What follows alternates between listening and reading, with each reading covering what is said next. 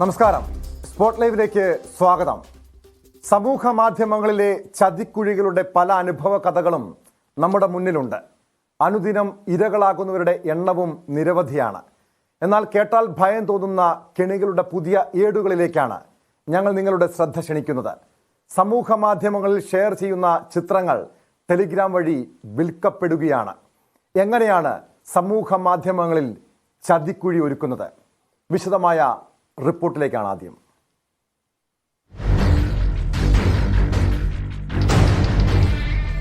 സമൂഹ മാധ്യമങ്ങളിലെ ചതിക്കുഴികളുടെ അനുഭവങ്ങൾ പലതും നമ്മുടെ മുന്നിലുണ്ട്. എന്നാൽ മനസാക്ഷി മരവിച്ചു പോകുന്ന കെണികളുടെ പുതിയ ഏടുകളിലേക്കാണ് ഞങ്ങൾ നിങ്ങളുടെ ശ്രദ്ധ ക്ഷണിക്കുന്നത്. സോഷ്യൽ മീഡിയയിൽ ഉൾപ്പെടെ ഷെയർ ചെയ്യുന്ന ചിത്രങ്ങൾ ടെലഗ്രാം വഴി വിൽക്കപ്പെടുന്നു. എങ്ങനെയെന്ന് നോക്കാം. സമൂഹ മാധ്യമങ്ങളിലെ പലതരത്തിലുള്ള ചതിക്കുഴികളും നമ്മൾ കണ്ടിട്ടുണ്ട്. പക്ഷേ സമൂഹ മാധ്യമ അക്കൗണ്ടുകൾ വഴി നടക്കുന്ന ഈ ഇടപാടുകൾ ആരെയും ഞെട്ടിക്കും. നിങ്ങൾ ഇൻസ്റ്റഗ്രാമിലോ സ്നാപ്ചാറ്റിലോ പങ്കുവെക്കുന്ന ചിത്രങ്ങൾ നിങ്ങളറിയാതെ ദുരുപയോഗം ചെയ്യപ്പെടുന്നുണ്ട്. ഇത്തരം ചിത്രങ്ങൾ മോർഫ് ചെയ്ത് ലൈംഗിക താല്പര്യത്തോടെ ടെലഗ്രാം അക്കൗണ്ടുകളിലൂടെ വിൽപ്പനയ്ക്ക് വെച്ചിരിക്കുകയാണ്. സമൂഹ മാധ്യമ അക്കൗണ്ടുകളിൽ നിന്ന് മാത്രമല്ല ഇത്തരം ചിത്രങ്ങൾ ദുരുപയോഗം ചെയ്യപ്പെടുന്നത്. അതാണ് നമ്മളെ ഞെട്ടിക്കുന്നതും. സ്വന്തം വീടുകളിലെ അമ്മമാരുടെയോ സഹോദരിമാരുടെയോ സ്വന്തം ഭാര്യയുടെയോ ചിത്രങ്ങൾ ഇത്തരം ഗ്രൂപ്പുകളിൽ പങ്കുവെക്കുന്നവരുണ്ടെന്നതാണ് ഭയാനകം. മെയിനായിട്ട് ഇതിൻ്റെ അകത്ത് വീഡിയോസും ഫോട്ടോസും ഒക്കെ പറഞ്ഞാൽ സേഫാന്ന് കൊടുത്ത് ആൾക്കാർ അയക്കുന്ന എന്ന് വെച്ചാൽ ഗേൾസ് അയക്കുന്ന ഫോട്ടോസും അവരുടെ പ്രൈവറ്റ് ഫോട്ടോസും വീഡിയോസും ഒക്കെയാണ് ഇതിൻ്റെ അകത്ത് മിക്കത് ലീക്കാവുന്നത്. ഇത് ലീക്കാവുന്ന പറഞ്ഞാൽ ഡിസപ്പിയറിങ് മെസ്സേജസ്, വാനിഷ് മോഡ് ഇപ്പം വാനിഷ് മോഡ് എന്ന് പറഞ്ഞാൽ ഇൻസ്റ്റാഗ്രാമിലുണ്ട്, ഡിസപ്പിയറിങ് മെസ്സേജ് എന്ന് പറഞ്ഞാൽ ടെലഗ്രാമിലുണ്ട്, ഡിസപ്പിയറിങ് മെസ്സേജ് എന്ന് പറഞ്ഞാൽ സ്നാപ്ചാറ്റിലുണ്ട്. അപ്പോൾ ഈ സ്നാപ്ചാറ്റിൻ്റെ അകത്തുനിന്ന് വന്ന ഈ ഡിസപ്പിയറിങ് മെസ്സേജസ് എന്ന് പറഞ്ഞാൽ സാധനമല്ല, ഇവർ ഡിസപ്പിയർ ആയി പോകുമെന്ന് പറഞ്ഞ് ബോയ് ഫ്രണ്ടിന് അയക്കുന്നതോ അല്ലെങ്കിൽ മറ്റാർക്കെങ്കിലും അയക്കുന്ന ഫോട്ടോസും വീഡിയോസും എല്ലാം സ്നാപ്ചാറ്റിലും ഇൻസ്റ്റാഗ്രാമിലും ഈ പറഞ്ഞ ടെലഗ്രാമിലും എല്ലാം അയക്കുന്നത് തേർഡ് പാർട്ടി ആപ്ലിക്കേഷൻ വെച്ചിട്ട് ഇവർ സ്ക്രീൻ റെക്കോർഡ് ചെയ്ത് അല്ലെങ്കിൽ സ്ക്രീൻഷോട്ടൊക്കെ എടുത്ത് അതാണ് മെയിനായിട്ട് ഈ പറയുന്ന ടെലഗ്രാം ഗ്രൂപ്പിൻ്റെ ബേസിക്കായിട്ട് ഇതിൻ്റെ അകത്ത് ആക്റ്റീവ് ആക്കുന്നത്. ഇതൊരു ടെലഗ്രാം അക്കൗണ്ടിൻ്റെ ചാറ്റാണ്. എൻ്റെ അമ്മയെ തരാം, നിങ്ങളുടെ അമ്മയെ തരുമോ എന്നാണ് ഈ ചാറ്റ് തുടങ്ങുന്നത് തന്നെ. ഇതിന് ശേഷം വരുന്ന കമൻറ്റുകൾ എത്രത്തോളം അശ്ലീലത നിറഞ്ഞതാണോ അതനുസരിച്ച് ഇതിൻ്റെ താഴെ ഇനി ചിത്രങ്ങൾ വന്നുകൊണ്ടേയിരിക്കും. ഇത്തരത്തിൽ വീട്ടിലെ ഹോംലി പിക്ക്, നിങ്ങളുടെ സഹോദരിമാരുടെ പിക്ക്, നിങ്ങളുടെ ഭാര്യയുടെ പിക്ക്, അമ്മമാരുടെ പിക്കൊക്കെയാണ് ഇവർ ചോദിക്കുന്നത്. അമ്മയുടെ ചിത്രം പങ്കുവെച്ച ഒരു മകന്റെ ചാറ്റാണിത്. അതിന് താഴെ എത്രത്തോളം മോശമായി, എത്രത്തോളം അശ്ലീലത കലർത്തി ലൈംഗിക താല്പര്യത്തോടെ സംസാരിക്കുന്ന കമൻറ്റുകളാണ് താഴെ വരുന്നത് മൊത്തം. അതിനുശേഷം ഈ അമ്മയുടെ തന്നെ മറ്റ് പല ചിത്രങ്ങളും ഈ മകൻ പങ്കുവെക്കും. ക്ലാസ്സിലെ ഫ്രണ്ട്സിൻ്റെ ചിത്രങ്ങൾ പങ്കുവെക്കുന്ന കുട്ടികളുണ്ട്, സ്കൂൾ കുട്ടികളുണ്ട് എന്നത് ഞെട്ടിക്കുന്ന മറ്റൊരു കാര്യമാണ്. സ്വന്തം എൻ്റെ പെണ്ണ് കൊള്ളാവോ എന്ന് ചോദിച്ചിട്ടാണ് ഒരു ഫോട്ടോ ഷെയർ ചെയ്തിരിക്കുന്നത്. ഇതിന് താഴെ പ്രേക്ഷകരെ കാണിക്കാൻ പോലും കഴിയാത്ത തരത്തിൽ അത്രത്തോളം അശ്ലീലത നിറഞ്ഞ, ലൈംഗികത നിറഞ്ഞ സംഭാഷണങ്ങളാണ് ഈ ചാറ്റുകൾ ഉടനീളമുള്ളത്. ഇതിന് താഴെ എത്രത്തോളം നിങ്ങൾ മോശമായി ഈ ഫോട്ടോയ്ക്ക് കമൻ്റ് ഇടുന്നോ അതനുസരിച്ച് താഴെ വീണ്ടും ഈ കുട്ടിയുടെ തന്നെ ഫോട്ടോസ് വന്നുകൊണ്ടേയിരിക്കും. 100 കണക്കിന് ഗ്രൂപ്പുകളാണ് ഇത്തരത്തിലുള്ളത്. അതിൽ തന്നെ കൗമാരക്കാരായ പെൺകുട്ടികളുടെ ചിത്രങ്ങൾക്ക് വേണ്ടി മാത്രമുള്ളതുണ്ട്, മുസ്ലിം പെൺകുട്ടികളുടെ ചിത്രങ്ങൾ മാത്രമുള്ളത്, അമ്മമാർക്ക് വേണ്ടി മാത്രമുള്ളത്, യുവതികളുടേത്, അങ്ങനെ പ്രത്യേകം ഗ്രൂപ്പുകളുണ്ട്. റേപ്പ് വീഡിയോകൾ വരെ ലഭ്യമാണ്. ഈ ചിത്രങ്ങൾ മെയിൻ ഗ്രൂപ്പുകളിലാണ് ആദ്യം എത്തുന്നത്. ശേഷം ടെലഗ്രാം AI ബോട്ടുകൾ വഴി മോർഫ് ചെയ്ത് പ്രൈവറ്റ് ഗ്രൂപ്പുകളിൽ ഇടുന്നുണ്ട്. ഇത്തരം ഗ്രൂപ്പുകളിൽ പലതും പണം ലഭിച്ചാൽ മാത്രം ലഭിക്കുന്നതാണ്. അല്ലെങ്കിൽ നിങ്ങളുടെ കയ്യിലുള്ള പെൺകുട്ടികളുടെ ഫോട്ടോകൾ, വീഡിയോകൾ എന്നിവ ഷെയർ ചെയ്താൽ കിട്ടുന്ന ഗ്രൂപ്പുകളാണ്. അതുമല്ലെങ്കിൽ ഭാര്യ, അമ്മ, പെങ്ങൾ, സുഹൃത്തുക്കൾ എന്നിവരെ വീഡിയോ കോളിലൂടെ കാണിച്ചു കൊടുക്കണം. ആയിരക്കണക്കിന് അംഗങ്ങളാണ് ഓരോ ഗ്രൂപ്പുകളിലുമുള്ളത്. ഗ്രൂപ്പുകൾ പലതും അതീവ സുരക്ഷ നേടി പ്രവർത്തിക്കുന്നതാണ്. സൈബർ സെല്ലിന് പോലും ഒന്നും ചെയ്യാൻ കഴിയില്ലെന്ന് വെല്ലുവിളിച്ചാണ് ഗ്രൂപ്പുകൾ സജീവമാകുന്നത്.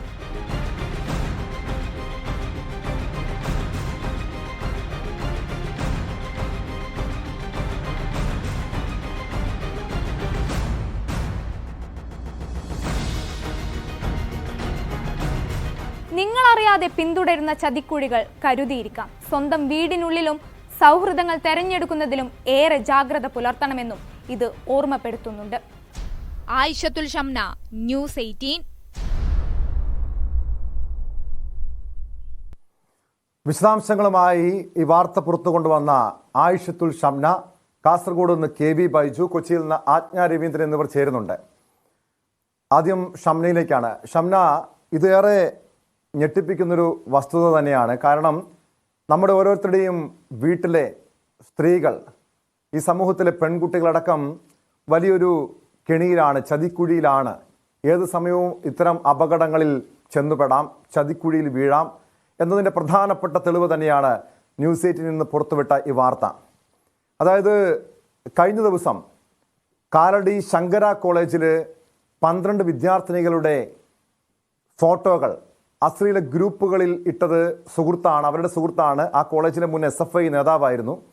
കാസർഗോഡ് 2 ആഴ്ച മുൻപ് KB ബൈജു ഇത് സമാനമായിട്ടുള്ള മറ്റൊരു വാർത്ത റിപ്പോർട്ട് ചെയ്തിരുന്നു. അതായത് കാസർഗോട്ടെ കുടുംബശ്രീ സ്ത്രീകളുടെ 300ഓളം വരുന്ന കുടുംബശ്രീ സ്ത്രീകളുടെ ചിത്രങ്ങൾ മോർഫ് ചെയ്ത് അശ്ലീല സൈറ്റുകളിൽ ഇട്ടു.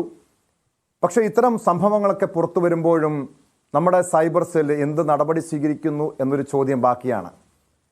ഈ ഷംന ഇന്ന് പുറത്തു കൊണ്ടുവന്നൊരു വാർത്തയുണ്ട്. ഈ സംഭവത്തിൽ പോലീസിൻ്റെ അന്വേഷണം സ്വാഭാവികമായി ഉണ്ടാകണം, കടുത്ത നടപടി സ്വീകരിക്കണം. പക്ഷേ ആരാണ് ഇതിന് പിന്നിൽ എന്ന് കണ്ടെത്താൻ സാധിക്കുമോ? ഒരു വലിയ റാക്കറ്റ് തന്നെ ഉണ്ട് എന്ന് സംശയിക്കേണ്ടതല്ലേ ഷംന? തീർച്ചയായും ടോം, കാരണം ഈ 100 കണക്കിന് ഗ്രൂപ്പുകളാണ് ഇത്തരത്തിൽ ഉള്ളത്. ഇതിൽ തന്നെ 1000-1000 മെമ്പർമാരാണ് ഓരോ ഗ്രൂപ്പിലും ഉള്ളത്. ഇത് ഒരിക്കലും നമുക്ക് ഇപ്പം നമ്മുടെ കോൺടാക്ട് ലിസ്റ്റിലുള്ള ഒരാൾ ഈ ഗ്രൂപ്പിലുണ്ടെങ്കിൽ പോലും നമുക്കത് തിരിച്ചറിയാൻ കഴിയില്ല. അത്രത്തോളം ഇതിനെ ഈ നമ്മുടെ ചാറ്റുകൾ, നമ്മുടെ നമ്പർ, നമ്മുടെ പ്രൊഫൈൽ ഫോട്ടോ എല്ലാം നമുക്ക് ഹൈഡ് ചെയ്ത് വെക്കാൻ കഴിയും, അല്ലെങ്കിൽ അത് ഫേക്ക് ഐഡിയിൽ എത്താൻ കഴിയും. നമ്മുടെ കോൺടാക്ട് ലിസ്റ്റിലുള്ള ഒരാളെ പോലും നമുക്ക് ആ ഗ്രൂപ്പിൽ നിന്ന് കണ്ടെത്താൻ കഴിയില്ല എന്നതാണ് സത്യം. നമുക്ക് ബൈറ്റ് തന്ന യുവാവ്, ഈ ഗ്രൂപ്പിലുണ്ടായിരുന്ന ഒരു യുവാവാണ്. ആ യുവാവിൻ്റെ വെളിപ്പെടുത്തൽ കൃത്യമായി പറയുന്നുണ്ട്, ഒരിക്കലും സൈബർ സെല്ലിന് ഒന്നും ചെയ്യാൻ കഴിയില്ല എന്ന് വെല്ലുവിളിച്ചുകൊണ്ട് തന്നെയാണ് ഇത്തരത്തിലുള്ള പ്രവർത്തികൾ ചെയ്യുന്നത്. ഇതിലെ ഏറ്റവും വേദനിപ്പിക്കുന്നത് അല്ലെങ്കിൽ ഭയപ്പെടുത്തുന്നത് നമ്മുടെ സ്വന്തം വീടുകളിൽ നിന്നാണ് ഇത്തരത്തിൽ ചിത്രങ്ങൾ ഈ ഗ്രൂപ്പുകളിൽ എത്തുന്നത് എന്ന് തന്നെയാണ് ഏറ്റവും ഭയപ്പെടുത്തുന്നത്. കാരണം സാധാരണയായി നമ്മൾ സോഷ്യൽ മീഡിയയിൽ, ഇൻസ്റ്റഗ്രാമിലാണെങ്കിലും സ്നാപ്ചാറ്റ് പോലെയുള്ള സോഷ്യൽ മീഡിയയിൽ നമ്മൾ ചിത്രങ്ങൾ ഷെയർ ചെയ്യുമ്പോൾ, പോസ്റ്റ് ചെയ്യുമ്പോഴൊക്കെ അത് സ്ക്രീൻഷോട്ട് അടിച്ചും അല്ലാതെയൊക്കെ ഇത്തരത്തിലുള്ള ഗ്രൂപ്പുകളിൽ എത്തുന്നുണ്ട്. പക്ഷേ അതിനേക്കാൾ കൂടുതൽ നമ്മുടെ സ്വന്തം വീടുകളിൽ നിന്ന് അമ്മമാരുടെ, സഹോദരിമാരുടെ, ഭാര്യമാരുടെയൊക്കെ ചിത്രങ്ങൾ സ്വന്തം വീട്ടിലുള്ള ആൺമക്കളും ഭർത്താക്കന്മാരൊക്കെ എടുത്ത് ഈ ഗ്രൂപ്പിൽ ഇടുന്നുണ്ട്. അങ്ങനെയാണ് ഒരുപാട് ചിത്രങ്ങൾ ഈ ഗ്രൂപ്പുകളിൽ ഷെയർ ചെയ്യപ്പെടുന്നത്. ഇത് തന്നെ ഇവർ പണത്തിന് വേണ്ടി വിൽക്കുന്നവരുണ്ട്. ഇപ്പോൾ ഒരു ഫോട്ടോ ഷെയർ ചെയ്യാം, ആദ്യം ഒരു ഫോട്ടോ മെയിൻ ഗ്രൂപ്പിൽ ഇടുന്നു, ഇതിന് ശേഷം ഈ കുട്ടിയുടെ, അല്ലെങ്കിൽ ഇതെൻ്റെ അമ്മയാണ്, കൂടുതൽ ഫോട്ടോകൾ വേണമെങ്കിൽ ഇത്ര രൂപ വേണം, അല്ലെങ്കിൽ ഇന്ന ഗ്രൂപ്പിലോട്ട് ജോയിൻ ചെയ്യണം എന്ന് പറയുന്നു, അടുത്ത ഗ്രൂപ്പിലോട്ട്. അതിൽ നിന്നും നമുക്ക് കൃത്യമായി മനസ്സിലാക്കാം ഇവരുടെ ഒരു മാനസികാവസ്ഥ എന്താണെന്നാണ് നമ്മളെ ഭയപ്പെടുത്തുന്നത്, ചിന്തിപ്പിക്കുന്നതും. കാരണം ഒരു സ്വന്തം അമ്മയുടെ ഫോട്ടോയ്ക്ക് താഴെ അശ്ലീല കമൻറ്റുകൾ വരുമ്പോൾ, അത്രയും വൃത്തികെട്ട രീതിയിൽ ആ അമ്മയെക്കുറിച്ച് പറയുമ്പോൾ അത് കേട്ടിരിക്കാൻ എങ്ങനെയാണ് ഒരു മകന് സാധിക്കുന്നത് എന്നാണ് നമ്മളെ ഭയപ്പെടുത്തുന്ന ഒരു ചോദ്യം. അതിനുശേഷം ഇതുപോലെ സ്വന്തം സഹോദരിമാരുടെ ഫോട്ടോകൾ ഇടുന്ന ആൺമക്കളുണ്ട്, സഹോദരങ്ങളുണ്ട്. അപ്പോൾ അവരുടെയൊക്കെ ഒരു മാനസിക നില എന്താണെന്നുള്ളത് ഒരു വലിയ ചോദ്യം തന്നെയാണ്. ആ കാര്യത്തിൽ തന്നെയാണ് നമ്മളിതിൽ ജാഗ്രത വേണമെന്ന് പറയുന്നതും. കാരണം മറ്റേ ഈ മോർഫ് ചെയ്യപ്പെടുന്നതാണെങ്കിൽ കൂടി അത്തരം വാർത്തകളൊക്കെ നമ്മൾ മുമ്പ് കണ്ടിട്ടുണ്ട്. ഈ സൈബർ കുറ്റകൃത്യങ്ങൾ മുമ്പ് വാർത്തകളിൽ നിറഞ്ഞു നിന്നതാണ്. പക്ഷേ ഈ നമ്മുടെ വീടുകളിലാണ് നമ്മളറിയാതെ ഒരു ക്യാമറ കണ്ണുള്ളത്. അതിൽ നിന്ന് നമ്മളെ പണത്തിന് വേണ്ടി നമ്മുടെ ചിത്രങ്ങൾ വിൽക്കപ്പെടുന്നു, അല്ലെങ്കിൽ മോർഫ് ചെയ്ത് നമ്മളെ ഇത്തരത്തിൽ മോശമായി പോൺ വീഡിയോകളുമായി മോർഫ് ചെയ്ത് അത് കണ്ട് ആസ്വദിക്കുന്നത് നമ്മുടെ വീട്ടിലുള്ളവരാണ് എന്നത് ഭയപ്പെടുത്തുന്ന ഒരു വസ്തുതയാണ്. ഈ ഗ്രൂപ്പുകളിലുള്ളവർക്കെതിരെ എന്ത് ചെയ്യാം എന്നുള്ള ഒരു ചോദ്യം ഉയരുമ്പോൾ അവർ തന്നെ പറയുന്നുണ്ട്, സൈബർ സെല്ലിന് ഒന്നും ചെയ്യാൻ കഴിയില്ല. കാരണം വളരെയധികം സുരക്ഷയോടുകൂടിയാണ് ഇത് ടെലഗ്രാം പ്രവർത്തിക്കുന്നത്. അവർക്ക് തന്നെ അതിൻ്റെ സെക്യൂരിറ്റി കീകളൊക്കെ ഉണ്ട്. അതൊന്നും ഭേദിച്ചുകൊണ്ട് സൈബർ സെല്ലിന് ഒന്നും ചെയ്യാൻ കഴിയില്ലെന്നാണ് പലരും പറയുന്നത്. ഒപ്പം തന്നെ നമ്മുടെ ചിത്രങ്ങൾ ഈ ഗ്രൂപ്പുകളിൽ ഷെയർ ചെയ്യപ്പെടുന്നുണ്ടോയെന്ന് നമ്മൾ അറിയുന്നില്ല. പലപ്പോഴും സാധാരണക്കാരായ അമ്മമാർ, സഹോദരന്മാർ ഒരിക്കലും അറിയുന്നില്ല ഇങ്ങനെയുള്ള ഒരു ഗ്രൂപ്പുകളിൽ സ്വന്തം മക്കൾ അല്ലെങ്കിൽ ഭർത്താക്കന്മാർ, സഹോദരങ്ങളൊക്കെ സ്വന്തം ഫോട്ടോകൾ ഈ ഗ്രൂപ്പിലിടുന്നുണ്ടെന്ന് അവരറിയുന്നില്ല. അതുകൊണ്ട് തന്നെ ഒരു പരാതിയായി മുന്നോട്ട് പോകാൻ അവർക്ക് കഴിയുന്നില്ല. നമ്മുടെ ചിത്രങ്ങൾ ഇങ്ങനെ ദുരുപയോഗം ചെയ്യപ്പെടുന്നുണ്ട് എന്ന് അറിഞ്ഞാലല്ലേ നമുക്കിതിൽ പരാതിപ്പെടാൻ കഴിയുള്ളൂ. പലപ്പോഴും അവരത് അറിയുന്നില്ല എന്നത് ഒരു വസ്തുതയാണ്. എന്തായാലും അത് തന്നെയാണ് ഏറ്റവും കൂടുതൽ നമ്മളെ ഭയപ്പെടുത്തുന്നത്. സ്വന്തം വീടുകളിൽ നിന്ന് പോകുന്നു ഈ ചിത്രങ്ങൾ എന്നത് തന്നെയാണ് വളരെയധികം ഭയപ്പെടുന്നത്. ഒപ്പം തന്നെ എടുത്തു പറയേണ്ട ഒരു കാര്യം, ഇത് സ്ത്രീകൾക്ക് വേണ്ടി, യുവതികൾക്ക് വേണ്ടി, കുട്ടികൾക്ക്. ഷംന സൂചിപ്പിച്ചതുപോലെ ഇത്തരം കേസുകളിൽ പരാതികൾ വരാറില്ല. കാരണം തങ്ങളുടെ ചിത്രങ്ങൾ ഈ അശ്ലീല സൈറ്റുകളിൽ, ടെലിഗ്രാമിൽ പ്രചരിക്കുന്നുണ്ട് എന്ന കാര്യം ഒരുപക്ഷെ ഈ സ്ത്രീകൾ, ഈ അമ്മമാർ, സഹോദരിമാർ അറിയില്ലായിരിക്കാം. പക്ഷെ ഏതെങ്കിലും രീതിയിലുള്ള പരാതികൾ ഇതുമായി ബന്ധപ്പെട്ട് സൈബർ സെല്ലിന്റെ മുന്നിൽ എത്തിയിട്ടുണ്ടോ? എന്ത് നടപടിയാണ് സ്വീകരിച്ചിട്ടുള്ളത് ഷംന? ടോം, ഒന്നുകൂടി ചോദിക്കാമോ? വ്യക്തമായില്ല.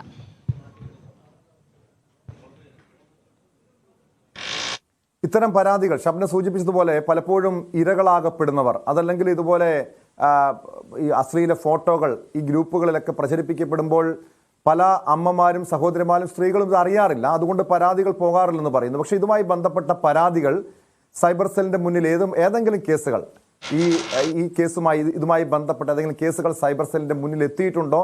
എന്ത് നടപടിയാണ് അവർ സ്വീകരിച്ചിട്ടുള്ളത്? ടോം, ഇന്ന് രാവിലെ തന്നെ നമ്മൾ ഈ വാർത്ത റിപ്പോർട്ട് ചെയ്തപ്പോൾ ഒരു സൈബർ സെൽ വിദഗ്ധനുമായി നമ്മൾ സംസാരിച്ചിരുന്നു. കൃത്യമായി ഇത്തരം പരാതികൾ ലഭിച്ചാൽ തീർച്ചയായും നടപടി ഉണ്ടാവും. സൈബർ സെല്ലിന് അത് കണ്ടെത്താൻ കഴിയുമെന്ന് തന്നെയാണ് അവർ വ്യക്തമാക്കിയത്. അതുകൊണ്ട് തന്നെ ഇനി നമ്മുടെ ഈ വാർത്തയ്ക്ക് പിന്നാലെ അതിനെതിരെ നടപടി ഉണ്ടാവുമെന്ന് തന്നെയാണ് നമ്മൾ പ്രതീക്ഷിക്കുന്നത്. ഒപ്പം തന്നെ നേരത്തെ മുൻപ് ഇത്തരത്തിലുള്ള സൈബർ തട്ടിപ്പുകൾക്കെതിരെ മുൻപ് പല വാർത്തകളും റിപ്പോർട്ട് ചെയ്യപ്പെട്ടിട്ടുണ്ട്. അത്തരം കേസുകൾ റിപ്പോർട്ട് ചെയ്തിട്ടുണ്ട്. കഴിഞ്ഞ ഈ ടെലഗ്രാം ഉൾപ്പെടെയുള്ള സോഷ്യൽ മീഡിയ വഴി നടക്കുന്ന സൈബർ തട്ടിപ്പുകൾക്കെതിരെയൊക്കെ കേസ് എടുത്തിട്ടുണ്ട്. അത്തരം കേസുകളിൽ അറസ്റ്റ് രേഖപ്പെടുത്തിയിട്ടുണ്ട്. എന്നാൽ പലപ്പോഴും ഈ കുടുംബങ്ങളിൽ നിന്ന് വരെ ഇത്തരം ചിത്രങ്ങൾ പ്രചരിക്കുന്നു എന്നതിനെ കുറിച്ചിട്ട് ഇപ്പോഴും അതിനെക്കുറിച്ച് അറിയാത്ത ആൾക്കാരാണ് ഇപ്പോഴും ഉള്ളത്. നമ്മുടെ സാധാരണക്കാരായ വീട്ടമ്മമാർ, സഹോദരിമാർക്ക് അവർക്ക് അതിനെക്കുറിച്ച് ഇപ്പോഴും അറിയില്ല.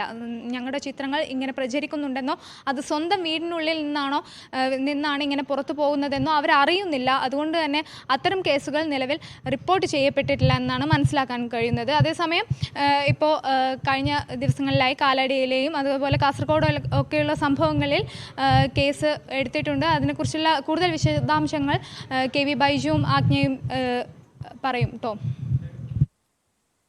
യെസ്, വ്യക്തമാണ്. എന്തായാലും KV ബൈജുവിലേക്കും ആജ്ഞയിലേക്കും ഒന്ന് പോകണം. ഷംന തുടരുക. ബൈജു, ഇത് 2 ആഴ്ച മുൻപാണ് ബൈജു തന്നെ ഈ വാർത്ത റിപ്പോർട്ട് ചെയ്തത്.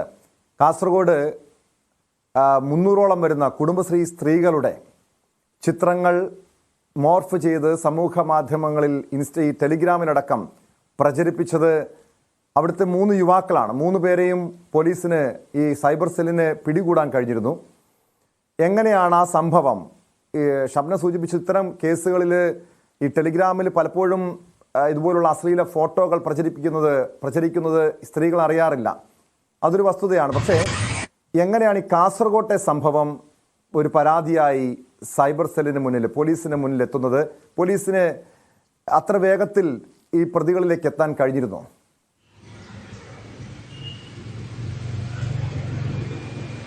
ടോമെ, ഷംന സൂചിപ്പിച്ചത് വളരെ പ്രധാനപ്പെട്ട കാര്യം തന്നെയാണ്. 2 ആഴ്ച മുമ്പാണ് കാസർഗോഡ് ജില്ലയിൽ നിന്നും സമാനമായ ഒരു സംഭവം ഉണ്ടായത്. അതായത് വിദ്യാർത്ഥികളാണ് ഇത്തരം സംഭവങ്ങൾക്ക് പിന്നിലെന്നതാണ് ഞെട്ടിപ്പിക്കുന്ന വിവരം. ഒരു സഹപാഠികളുടെ ഉൾപ്പെടെ 300ഓളം ചിത്രങ്ങളായിരുന്നു ഇവർ ഇത്തരത്തിൽ ടെലിഗ്രാം ആപ്പ് വഴി, അതായത് AI സാങ്കേതിക വിദ്യയുടെ വളർച്ച അത് കൃത്യമായി മുതലെടുത്തുകൊണ്ടുള്ള ഒരു പ്രവർത്തനം തന്നെയാണ് ഇവരുടെ ഭാഗത്തു നിന്നുണ്ടാകുന്നത്. ഇതിൽ ഷംന സൂചിപ്പിച്ചതുപോലെ സൈബർ സെല്ലിന്റെ ഭാഗത്തു നിന്നും വളരെ നിസ്സഹായാവസ്ഥയാണ് ഇതിൽ ഉണ്ടാകുന്നത്. ഇതിലേറ്റവും പ്രധാനമായി ഇത് പിടികൂടാൻ കാരണം ഒരു സുഹൃത്ത് ഈ മൊബൈൽ ഇന്ന് പരിശോധിച്ചപ്പോൾ തന്റെ ബന്ധുവിന്റെ ഒരു ഫോട്ടോ ഇത്തരത്തിൽ മോർഫ് ചെയ്ത നിലയിൽ ഈ ഫോണിൽ കണ്ടെത്തുകയും പിന്നീട് ഇയാൾ ഇത് നാട്ടുകാരെ വിവരമറിയിക്കുകയായിരുന്നു. പിന്നീട് ഈ ഫോൺ പരിശോധിച്ചപ്പോഴാണ് ഞെട്ടിപ്പിക്കുന്ന വിവരങ്ങൾ. അതായത് ആ പ്രദേശത്തെ കുടുംബശ്രീ പ്രവർത്തകരുടെ ഒപ്പം സഹപാഠികളുടെ സ്വന്തം ബന്ധുക്കളുടെ ഇത്തരത്തിൽ നിരവധി ഫോട്ടോകൾ ഇത്തരത്തിൽ മോർഫ് ചെയ്ത് ടെലിഗ്രാം ആപ്പ് വഴി വിൽപ്പന നടത്തുന്ന ഒരു സംഭവം പിന്നീട് കണ്ടെത്തുന്നു. പിന്നീട് ഇത് പരാതി നൽകിയതിനെ തുടർന്നാണ് പോലീസ് ഇത്തരത്തിൽ അന്വേഷണം നടത്തുകയും ഈ 3 പേരെ അറസ്റ്റ് ചെയ്ത സാഹചര്യമുണ്ട്. അതായത് വിദ്യാർത്ഥികളാണ് എന്നതാണ് ഏറ്റവും പ്രധാനം. ഏതായാലും മലയാളികളുടെ ലൈംഗിക ദാരിദ്ര്യത്തിന്റെ ഏറ്റവും വലിയ ഉദാഹരണമാണ് ഇന്ന് ഷംന പുറത്തു കൊണ്ടുവന്ന ഈ സംഭവം. ഇതിൽ അറസ്റ്റ് ഉണ്ടാകുന്നത് പലപ്പോഴും ഇത്തരം സംഭവങ്ങൾ നാട്ടുകാർ കണ്ടെത്തി പോലീസിനെ വിവരം അറിയിക്കുമ്പോൾ പിന്നീട് നടത്തുന്ന അന്വേഷണത്തിലാണ്. നമുക്കറിയാം, ഓപ്പറേഷൻ പി ഹണ്ട് എല്ലാ മാസവും കേരളത്തിലെ എല്ലാ സ്ഥലങ്ങളിലും എല്ലാ ജില്ലകളിലും വളരെ രഹസ്യാത്മക രീതിയിൽ പരിശോധന നടത്തുന്നു. ഇത്തരത്തിൽ നീല ചിത്രങ്ങൾ കാണുന്നവരെ പിടികൂടുന്നു. ആ തരത്തിൽ പോലീസ് മുന്നോട്ട് പോകുമ്പോഴും AI സാങ്കേതിക വിദ്യയുടെ വളർച്ചയിൽ നടക്കുന്ന ഇത്തരത്തിലുള്ള വലിയ തോതിലുള്ള ഒരു സംഭവം പിടികൂടാൻ ഒരു നടപടിയും സ്വീകരിക്കുന്നില്ല എന്നത് തന്നെയാണ് ഏറ്റവും വലിയ ചോദ്യം. ഇത്തരം സംഭവങ്ങൾ റിപ്പോർട്ട് ചെയ്തു കഴിഞ്ഞാൽ പിന്നീട് അന്വേഷണം, അതിനുശേഷം ഇത്തരത്തിൽ 2-3 പേരുടെ അറസ്റ്റ് ചെയ്യും. ഈ മലയോര മേഖല നമുക്കറിയാം, ചിറ്റാരിക്കാൽ എന്ന് പറയുന്നത് ഒരു വലിയ മലയോര മേഖലയാണ്. ഈ മലയോര മേഖലകളിലാണ് ഇത്തരത്തിലുള്ള വലിയ സംഭവം നടന്നത്. ഇതിൽ ഈ വലിയ ആശങ്കയിലായിരുന്നു ഈ പ്രദേശവാസികൾ. കാരണം തങ്ങളുടെ കുടുംബത്തിൽപ്പെട്ട സ്വന്തം അമ്മമാർ, അതുപോലെ സഹോദരിമാർ, ഷംന സൂചിപ്പിച്ചതുപോലെ തന്നെ കുടുംബത്തിൽപ്പെട്ടവരുടെ ദൃശ്യങ്ങളാണ് ഇത്തരത്തിൽ വലിയ തോതിൽ മോർഫ് ചെയ്ത് പല രാജ്യങ്ങളിലേക്കും പോകുന്നതും സ്വന്തം നാട്ടിൽ ഇത്തരത്തിൽ പ്രചരിക്കുന്നതും. നമ്മുടെ ഇതിൽ വലിയൊരു ശൃംഖല തന്നെ പ്രവർത്തിക്കുന്നുണ്ടെന്നാണ് നമുക്ക് അന്ന് മനസ്സിലാക്കിയത്. നമ്മൾ പോലീസുമായി ബന്ധപ്പെട്ട് സംസാരിച്ചപ്പോൾ ഇവർക്ക് വലിയ പരിമിതി, അതായത് വാട്സാപ്പ്, ഇത്തരത്തിൽ ടെലിഗ്രാം ആപ്പ് പോലുള്ള സംവിധാനങ്ങളിൽ ഇത്തരത്തിൽ കണ്ടെത്താൻ വലിയ പരിമിതി ഉണ്ടെന്നാണ് അവർ വ്യക്തമാക്കിയത്. പരാതി ലഭിച്ചാൽ അതിനെ തുടർന്ന് അന്വേഷണം നടത്തുകയും പിന്നീട് ഏതെങ്കിലും തരത്തിൽ നടപടിയെടുക്കുകയും ചെയ്യുന്നതിനപ്പുറം മറ്റൊരു നടപടിയും പോലീസിന്റെ ഭാഗത്തു നിന്ന് ഉണ്ടാകുന്നില്ല. എന്നാലും ശക്തമായ നടപടി പോലീസിന്റെ ഭാഗത്തു നിന്ന് ഇനിയെങ്കിലും ഉണ്ടാകണം. അതിൽ അത്രയും ഞെട്ടിക്കുന്ന കാര്യങ്ങളാണ് നമ്മൾ ഇപ്പോൾ പുറത്തുവിട്ടതും. അത്തരത്തിലുള്ള ചാറ്റുകളും സ്വന്തം അമ്മയെ പോലും വിൽപ്പന നടത്തുന്ന ഒരു രീതിയിലേക്ക് നമ്മുടെ സമൂഹം മാറുന്നത് തടയണം. പലപ്പോഴും അതാണ് ബൈജു ഏറെ ഭയപ്പെടുത്തുന്ന കാര്യം. കാരണം നമ്മുടെ നാട്ടിലെ വീടുകളിലെ സ്ത്രീകൾ വലിയൊരു അപകടക്കിണിയിലാണ് എന്നത് തന്നെയാണ് ഇപ്പോൾ പുറത്തു വരുന്ന ഈ വാർത്തകളിൽ നിന്ന് മനസ്സിലാക്കേണ്ടത്. രണ്ടുപേരും തുടരുക. ആജ്ഞ രവീന്ദ്രൻ കൂടി ചേരുന്നുണ്ട്. ആജ്ഞ, കഴിഞ്ഞ ദിവസം ഏതാനും ദിവസങ്ങൾക്ക് മുൻപാണ് കാലടി ശങ്കര കോളേജിലെ വിദ്യാർത്ഥിനികളുടെ 12ഓളം വിദ്യാർത്ഥിനികളുടെ ഫോട്ടോകൾ അവർ സ്റ്റാറ്റസായി ഫേസ്ബുക്കിലും ഇൻസ്റ്റഗ്രാമിലൊക്കെ പങ്കുവച്ച ഫോട്ടോകൾ അശ്ലീല ഫേസ്ബുക്ക് പേജുകളിൽ അപ്ലോഡ് ചെയ്ത കേസിലൊരു യുവാവിനെ, ആ കോളേജിലെ തന്നെ മുൻ SFI നേതാവായിരുന്ന രോഹിത്തിനെ പോലീസ് അറസ്റ്റ് ചെയ്തത്. അന്ന് പോലീസ് പറഞ്ഞത് ഈ ആൾ മാത്രമാണ് ഈ കേസിലെ പ്രതി, രോഹിത് തനിച്ചാണ് ഇതെല്ലാം ചെയ്തതെന്നാണ്. പക്ഷേ നേരത്തെ ഷംനയും അതോടൊപ്പം ബൈജുവും ഒക്കെ പുറത്തുവിട്ട ഈ വാർത്തകളിൽ നിന്നും നമ്മൾ മനസ്സിലാക്കേണ്ടത് ഇതിന് പിന്നിൽ വലിയൊരു റാക്കറ്റ് ഉണ്ട്, വലിയൊരു ഗ്രൂപ്പ് തന്നെയാണ് ഇതുപോലുള്ള അശ്ലീല പേജുകൾ നിയന്ത്രിക്കുന്നത്, ഈ ഫോട്ടോകളൊക്കെ പ്രചരിപ്പിക്കുന്നതാണ്. അങ്ങനെയെങ്കിൽ ഈ കാലടി ശങ്കര കോളേജിലെ കേസിലും ഒരു വലിയ റാക്കറ്റ് തന്നെ പ്രവർത്തിക്കുന്നുണ്ട് എന്നുകൂടി സംശയിക്കേണ്ടതല്ലേ ആജ്ഞ?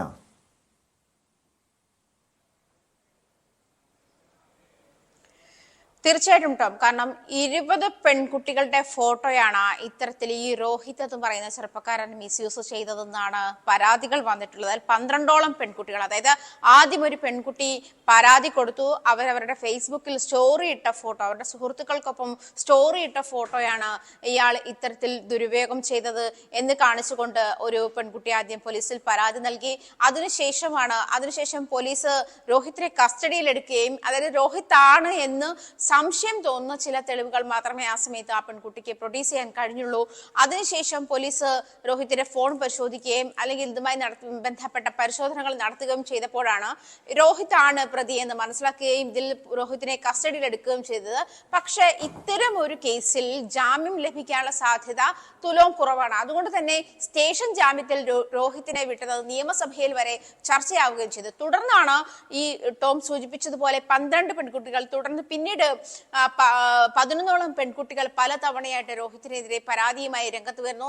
ഇയാൾ മുൻപ് ആ കോളേജിലെ SFI പ്രവർത്തകനായിരുന്നു, ശങ്കരാചാര്യ കോളേജിൽ SFI പ്രവർത്തകനായിരുന്നു. ഈ SFIയുടെ ക്യാമ്പയിനുകളുമായി ബന്ധപ്പെട്ടും നവാഗതരെ സ്വീകരിക്കുന്നതുമായി ബന്ധപ്പെട്ടുമുള്ള ഇടപെടലുകൾക്കിടയിൽ പെൺകുട്ടികളുമായി സൗഹൃദം സ്ഥാപിക്കുന്നു, അവരുടെ ഫോട്ടോസ് എടുക്കുന്നു. ഇത് മാത്രമല്ല, ഇയാൾ ബിരുദം കഴിഞ്ഞ് കോളേജിൽ നിന്ന് പോയ ശേഷം ഫോട്ടോഗ്രാഫർ എന്നുള്ള നിലയിൽ ക്യാമ്പസിൽ കടന്നുകൂടുന്ന ഒരു സാഹചര്യം ഉണ്ടാകുന്നു. അത്തരത്തിൽ പെൺകുട്ടികളുടെ ഫോട്ടോ എടുക്കാനോ അല്ലെങ്കിൽ പെൺകുട്ടികളുമായി അടുത്തിടപഴകാനുമുള്ള സാഹചര്യങ്ങളൊക്കെ പുള്ളി ഉണ്ടാക്കിയെടുത്ത ശേഷമാണ് ഈ പെൺകുട്ടികളുടെ 20ഓളം പെൺകുട്ടികളുടെ ഫോട്ടോയാണ് ഉപയോഗപ്പെടുത്തിയതെന്നാണ് പോലീസ് കണ്ടെത്തിയിട്ടുള്ളത്. പക്ഷെ പക്ഷേ ടോം സൂചിപ്പിച്ചതുപോലെ വലിയൊരു ശൃംഖലയാണ്, വലിയൊരു മാഫിയാണ് ഇതിന്റെ പിന്നിലുള്ളത് എന്നുള്ള കാര്യം വ്യക്തമാണ്. കാരണം ഏതോ അശ്ലീല സൈറ്റിൽ തന്റെ ഫോട്ടോ കണ്ടു എന്ന് ഈ പെൺകുട്ടിയുടെ ഒരു സുഹൃത്ത് അറിയിച്ചതിനെ തുടർന്നാണ് ഈ പെൺകുട്ടി പരാതിയുമായി മുന്നോട്ട് പോകുന്നത്. കൂടുതലും ആളുകൾ അത് ആണായാലും പെണ്ണായാലും ചിലപ്പോൾ ഇത്തരം സൈറ്റുകളുടെ പിന്നാലെ പോകുന്നവരായിരിക്കണം എന്നില്ല. അതുകൊണ്ട് തിരിച്ചറിയണമെന്നുമില്ല. അതിപ്പോ ആരുടെ ഫോട്ടോ എവിടെയൊക്കെ ഉണ്ട് എന്നുള്ള കാര്യത്തിൽ തിരിച്ചറിയണമെന്നില്ല. ഈ തിരിച്ചറിഞ്ഞ ഒരു സാഹചര്യത്തിലാണ് ഈ പെൺകുട്ടി ഇങ്ങനൊരു പരാതിയുമായിട്ട് മുന്നോട്ട് പോകുന്നു. തുടർന്ന് ഈ പറഞ്ഞതുപോലെ പ്രശ്നം നിയമസഭയിൽ വരെ എത്തിയപ്പോഴാണ് വീണ്ടും രോഹിത്തിനെതിരെ പോലീസ് അന്വേഷണം നടത്തിയത്. അതിൽ ഒരു പെൺകുട്ടി പ്രായപൂർത്തിയാകാത്ത പെൺകുട്ടിയാണ്. പോക്സോ കേസ് ഉൾപ്പെടെയുള്ള കേസുകളാണ് ഈ കാര്യത്തിൽ രോഹിത്തിന് എതിരെ ചുമത്തിയിരിക്കുന്ന. 25 വയസ്സുള്ള ഇയാൾ ബിരുദധാരിയാണ്. ആ കോളേജിലെ പൂർവ്വ വിദ്യാർത്ഥിയാണ്. അതല്ല, കോളേജിൽ ഇപ്പോൾ നിലവിൽ പഠിക്കുന്ന കുട്ടി പോലുമല്ല. പക്ഷെ അവന് ആ കോളേജിൽ ക്യാമ്പസിൽ കയറി പെൺകുട്ടികളുമായി അടുത്തിടപഴകാനുള്ള എല്ലാ സാഹചര്യവും ഒരുക്കി, അല്ലെങ്കിൽ എല്ലാ സാഹചര്യവും ഉണ്ടാക്കിയാണ് അവൻ അതിനുള്ളിൽ കയറിക്കൂടി ഈ പെൺകുട്ടികളുമായി സൗഹൃദം സ്ഥാപിക്കുകയും അവരുടെ സ്റ്റാറ്റസുകളിൽ നിന്നുമൊക്കെ അല്ലെങ്കിൽ ഫേസ്ബുക്കിലും സോഷ്യൽ മീഡിയയിലും ഒക്കെ അവർ പോസ്റ്റ് ചെയ്യുന്ന ഫോട്ടോകൾ സ്ക്രീൻഷോട്ട് എടുത്ത് പിന്നെ ചില സാഹചര്യങ്ങളുള്ളത് ഇത്തരം ഈ പോൺ വീഡിയോകൾ അല്ലെങ്കിൽ പോൺ സൈറ്റുകളിലൊക്കെ സ്ത്രീകളുടെ ചിത്രങ്ങൾ ദുരുപയോഗം ചെയ്യപ്പെടുന്നു എന്നുള്ള ഒരു സാഹചര്യം കണക്കിലെടുത്തിരിക്കാൻ വാട്സാപ്പ് ഇപ്പോൾ നമുക്ക് ആരുടെയും സ്ക്രീൻഷോട്ടുകൾ എടുക്കാനോ അല്ലെങ്കിൽ ആരുടെയെങ്കിലും ഫോട്ടോ ഡൗൺലോഡ് ചെയ്യാനോ ആ ഒരു സാധനം ലിമിറ്റ് ചെയ്തിട്ടുണ്ട് എന്നാണ് മനസ്സിലാക്കുന്നത്.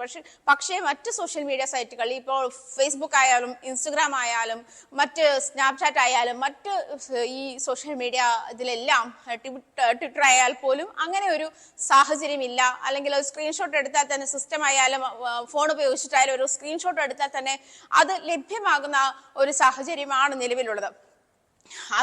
ഇത് മാത്രമല്ല, ഇപ്പോൾ ഷംന നേരത്തെ സൂചിപ്പിക്കുകയുണ്ടായി ചില രഹസ്യ കോഡുകൾ ഉപയോഗിച്ചത്, അതായത് ഹാക്കർമാർ അതെ ആജ്ഞ പറഞ്ഞതുപോലെ തന്നെ നമ്മുടെ വാട്സപ്പിലും സമൂഹ മാധ്യമങ്ങളിലൊക്കെ സ്റ്റാറ്റസായി പങ്കുവെക്കുന്ന ചിത്രങ്ങൾ പോലും ദുരുപയോഗം ഉണ്ട് എന്നുള്ളതാണ് പുറത്തു വന്ന പല വാർത്തകളിൽ നിന്ന് മനസ്സിലാക്കേണ്ടത്.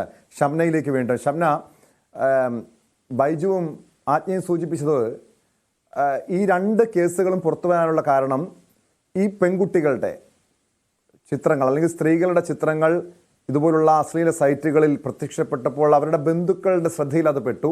അങ്ങനെയാണ് ഇത് പരാതിയായി വരുന്നതും പോലീസിൻ്റെ ശ്രദ്ധയിൽപ്പെടുന്നതും നടപടിയും അറസ്റ്റും ഒക്കെ ഉണ്ടായതും. നമ്മളിപ്പോൾ ഷംന ഇന്ന് പുറത്തുവിട്ട ഈ വാർത്ത പരിശോധിക്കുമ്പോൾ ഇതിൽ എന്താണ് ഈ രീതിയിൽ പ്രചരിപ്പിക്കുന്നവർക്ക്, സമൂഹ മാധ്യമങ്ങളിൽ അശ്ലീല സൈറ്റുകളിലൊക്കെ ഈ ചിത്രം പ്രചരിപ്പിക്കുന്നവർക്ക് എന്താണ് ഇതുകൊണ്ട് ഉള്ള നേട്ടം എന്ന കാര്യം കൂടി പരിശോധിക്കേണ്ടതാണ്. ഒരുപക്ഷെ ഒരു മാനസിക ശാരീരിക സുഖം മാത്രമായിരിക്കുമോ, അതല്ലെങ്കിൽ എന്തെങ്കിലും സാമ്പത്തിക നേട്ടമുണ്ടോ?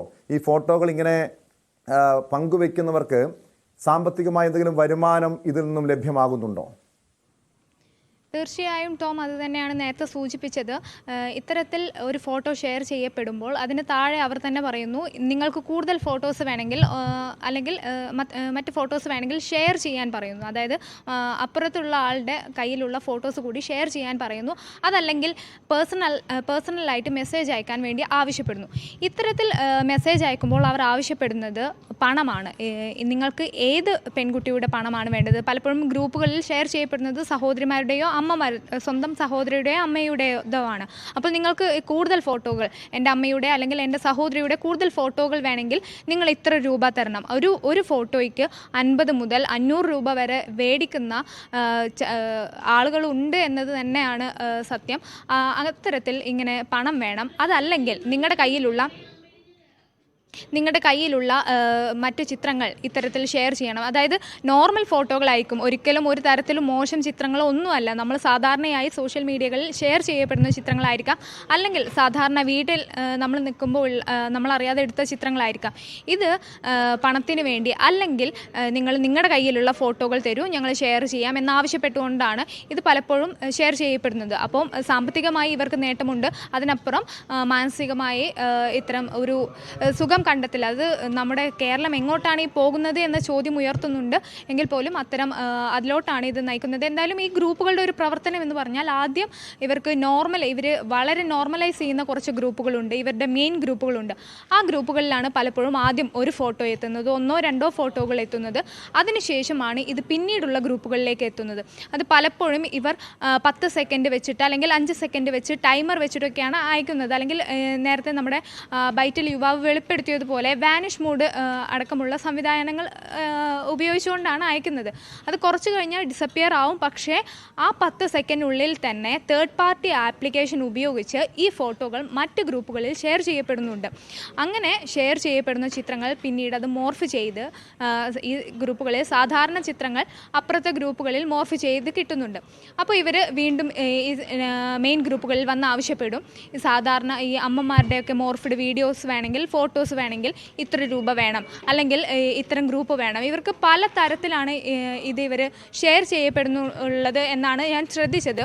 കാരണം പണത്തിന് വേണ്ടി അല്ലെങ്കിൽ ഇത്തരത്തിൽ നമ്മുടെ കയ്യിലുള്ള കൂടുതൽ ഫോട്ടോകൾ അയച്ചു കൊടുക്കണം, അതും അല്ലെങ്കിൽ ലൈവായി വീഡിയോ കോളിൽ ഇവരെ കാണിച്ചു കൊടുക്കണം. അങ്ങനെയാണ് മറ്റുള്ള ഗ്രൂപ്പുകൾ ലഭിക്കുന്നത്. ഇതിൽ ഇപ്പോൾ നേരത്തെ അവർ സൂചിപ്പിച്ച പോലെ തന്നെ ഒരിക്കലും നമ്മുടെ ഒരു ഫോട്ടോ ഈ സൈറ്റിൽ കണ്ടു അല്ലെങ്കിൽ ഈ ഗ്രൂപ്പിൽ കണ്ടു എന്ന് പറഞ്ഞ് പലപ്പോഴും പരാതിപ്പെടാൻ കഴിയാത്തതിൻ്റെ ഒരു കാരണം ഞാൻ മനസ്സിലാക്കുന്നത്, ആദ്യമായി നമ്മളൊരു ഫോട്ടോ ഇതിൽ ഷെയർ ചെയ്യുമ്പോൾ 10 സെക്കൻഡ് കഴിഞ്ഞാൽ അത് ആ ഗ്രൂപ്പിൽ നിന്നും ഡിലീറ്റ് ആയി പോകും. അപ്പോൾ ആ ഗ്രൂപ്പിൽ ആരെങ്കിലും അത്തരത്തിലൊരു ചിത്രം കണ്ടു കഴിഞ്ഞാലും പിന്നീട് വന്ന് നോക്കുമ്പോൾ ആ ചിത്രം ആ ഗ്രൂപ്പിൽ കാണണമെന്നില്ല. പക്ഷേ അപ്പുറത്ത് മറ്റൊരു ഗ്രൂപ്പിൽ ഇത് വളരെ മോശമായി എത്തിയിട്ടുണ്ടാവും, അല്ലെങ്കിൽ അതിനേക്കാൾ കൂടുതൽ ഫോട്ടോകൾ വന്നിട്ടുണ്ടാവും. പക്ഷേ അപ്പോഴേക്കും ഈ ആയിരക്കണക്കിന് ഗ്രൂപ്പുകളിൽ നിന്ന് നമുക്കിത് കണ്ടെത്താൻ കഴിയണമെന്നില്ല. യെസ്, അത് തന്നെയാണ്. ഇത് കണ്ടെത്താൻ കഴിയുക എന്നുള്ളത് ബുദ്ധിമുട്ടാണ്. പക്ഷേ എങ്ങനെയാണ് സമൂഹ മാധ്യമങ്ങളിലെ ചതിക്കുഴി, ഈ സമൂഹ മാധ്യമങ്ങളിൽ ഇതുപോലുള്ള സംഘങ്ങൾ വല വിരിച്ചിരിക്കുന്നത് എന്ന കാര്യമാണ് ആയിഷത്തുൽ ഷംനയും KB ബൈജുവും ആജ്ഞ രവീന്ദ്രനും വിശദമായി റിപ്പോർട്ട് ചെയ്തത്. എന്തായാലും നമ്മുടെ നാട്ടിലെ സ്ത്രീകൾ ഏറെ ജാഗ്രത പാലിക്കേണ്ട ഒരു കാലഘട്ടമാണ്.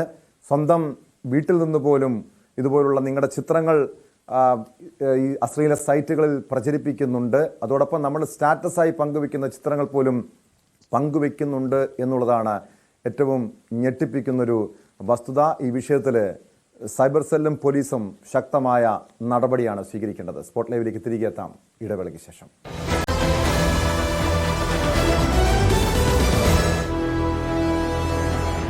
സ്പോട്ട് ലൈവിലേക്ക് വീണ്ടും. തിരുവനന്തപുരം ആമയിഴഞ്ചാൻ തോടിൽ വീണ് കാണാതായ റെയിൽവേ കരാർ ജീവനക്കാരനായി തെരച്ചിൽ തുടരുന്നു. തിരുവനന്തപുരം സെൻട്രൽ റെയിൽവേ സ്റ്റേഷന് സമീപം ശുചീകരണം നടത്തുന്നതിനിടെ 10:30യോടെയാണ് സംഭവം. മാരായമുട്ട സ്വദേശി ജോയിയെയാണ് കാണാതായത്. മാലിന്യം കുമിഞ്ഞുകൂടി കിടക്കുന്ന സ്ഥലത്ത് നിന്ന് കണ്ടെടുക്കുകയാണ് രക്ഷാദൗത്യം ശ്രമകരമാക്കുന്നത്. MG മിഥുൻ ചേരുന്നുണ്ട് വിശദാംശങ്ങളുമായി. മിഥുൻ, രക്ഷാപ്രവർത്തനം എങ്ങനെ പുരോഗമിക്കുന്നു?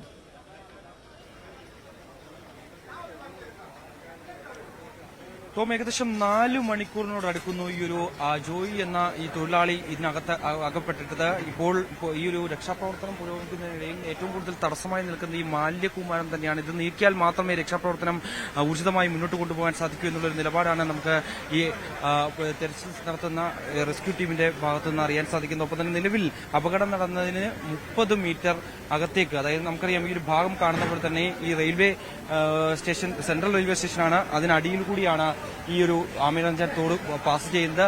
നമ്മൾ ഈ നിലവിൽ കാണുന്ന ദൃശ്യങ്ങളിലൂടെയല്ല, പുറമേ കാണുന്ന രീതിയിലുള്ള വീതിയല്ല അകത്തേക്കുള്ളത്. ഏകദേശം ഒരു 10 മീറ്റർ കഴിഞ്ഞാൽ പിന്നീട് തുരങ്ക രീതിയിലാണ് ഈ ഒരു വെള്ളം ഒഴുകിപ്പോകുന്നത്. അവിടെയെല്ലാം തന്നെ വലിയ രീതിയിൽ ഈ ഒരു മാലിന്യം കെട്ടിച്ചമഞ്ഞ് കിടക്കുന്നുണ്ട്. അതുകൊണ്ട് തന്നെയാണ് അത് നീക്കം ചെയ്താൽ മാത്രമേ ഒരു പക്ഷേ ഈ ജോയി എന്ന തൊഴിലാളി എവിടെയാണ് അകപ്പെട്ടിരിക്കുന്ന അടക്കമുള്ള കാര്യങ്ങൾ അറിയാൻ സാധിക്കും. നിലവിൽ 30 മീറ്റർ ഭാഗം അഗ്നിശമന സേനയുടെ പരിശോധന പൂർത്തിയായതായി ഉദ്യോഗസ്ഥർ അറിയിക്കുന്നുണ്ട്. കാരണം റെയിൽവേ സ്റ്റേഷനോട് മീറ്ററിനുള്ളിൽ ഒരാൾ വലിപ്പത്തിൽ വ്യാസമുള്ള ഭാഗത്തെ പൈപ്പിനുള്ളിൽ ജോയി കുടുങ്ങിക്കിടക്കുന്നുണ്ടോ എന്ന് അറിയാനുള്ള പരിശോധനയാണ് ഇപ്പോൾ തുടരുന്നത്. ഒപ്പം തന്നെ ഓക്സിജൻ സിലിണ്ടറുകൾ ഘടിപ്പിച്ച് പൈപ്പിനുള്ളിലേക്ക് കയറുന്നതിന് തടസ്സമുള്ളതായും അഗ്നിശമന സേന വ്യക്തമാക്കുകയും ചെയ്തു. എന്തായാലും ഈ മാലിന്യം നീക്കം ചെയ്യാതെ ഈ ഒരു രക്ഷാപ്രവർത്തനം മുന്നോട്ട് കൊണ്ടുപോകാൻ സാധിക്കില്ല എന്നുള്ള നിലപാടിൽ തന്നെയാണ് ഉദ്യോഗസ്ഥരുള്ളത്. ഒപ്പം തന്നെ 150ഓളം മീറ്റർ അകത്തേക്ക് ഈ ഒരു പരിശോധന വ്യാപിപ്പിക്കേണ്ടതായിട്ടുണ്ട്. അവിടെയെങ്കിലും പരിശോധിച്ചാൽ മാത്രമേ ഒരുപക്ഷേ ഈ ഒരു സാഹചര്യത്തിൽ ഈ ജോയി അവിടെ കുടുങ്ങിക്കിടപ്പുണ്ടെന്ന് അടക്കമുള്ള കാര്യം അറിയാൻ സാധിക്കും. ഒപ്പം തന്നെ ഞങ്ങൾ സൂചിപ്പിച്ച പോലെ തന്നെ ഈ